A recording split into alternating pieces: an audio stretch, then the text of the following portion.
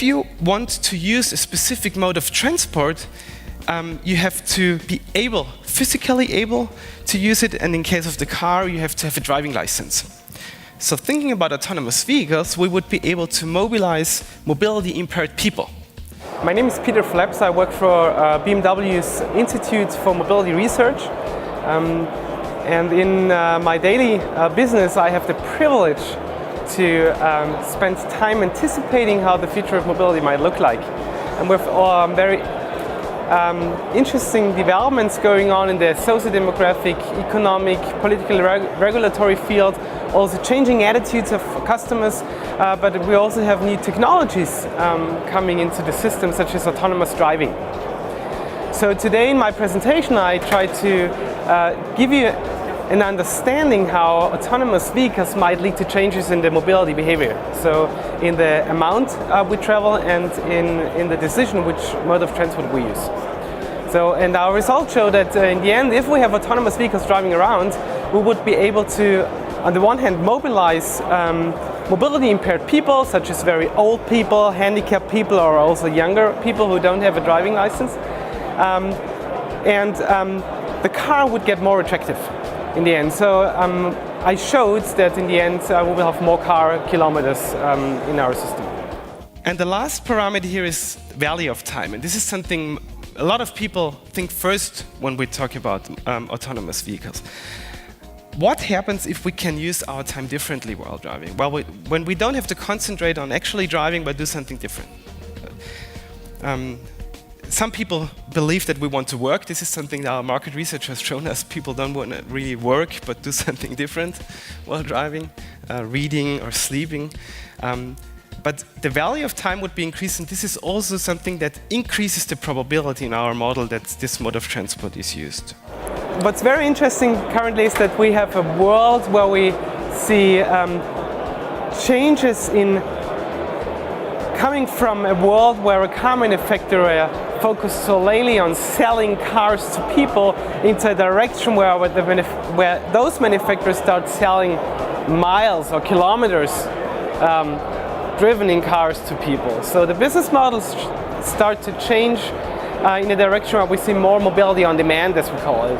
In this sector of mobility on demand, we have different business models such as car sharing or ride sharing like Uber.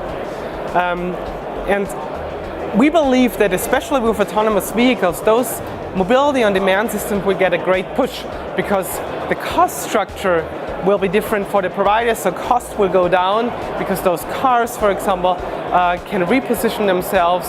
It will get cheaper for people.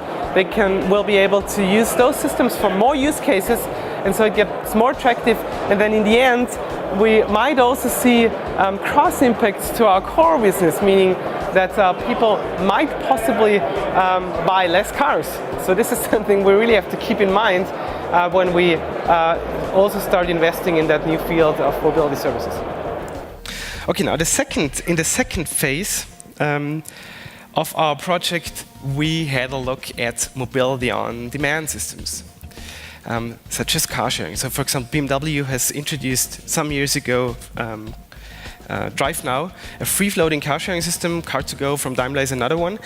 And we believe that with autonomous vehicles, those car sharing systems are also pooling systems where you combine trips and you have more people in those vehicles, that with autonomous vehicle technology, those mobility on demand systems will get a great push. So there is a lot of dynamic going on currently.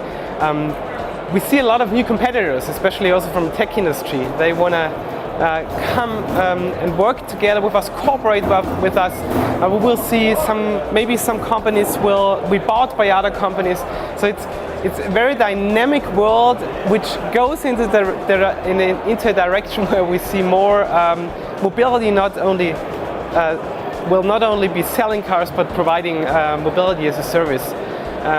And so there will be a lot of challenges for us in the industry, but there will also be a lot of opportunities.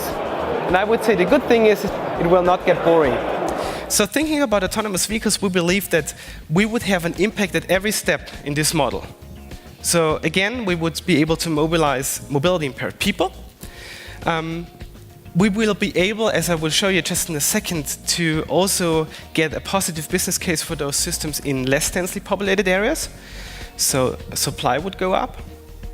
There could be more people willing to use it because they don't have to drive and they don't have to park the car, for example. They don't have as many hassles with those systems as they might have today.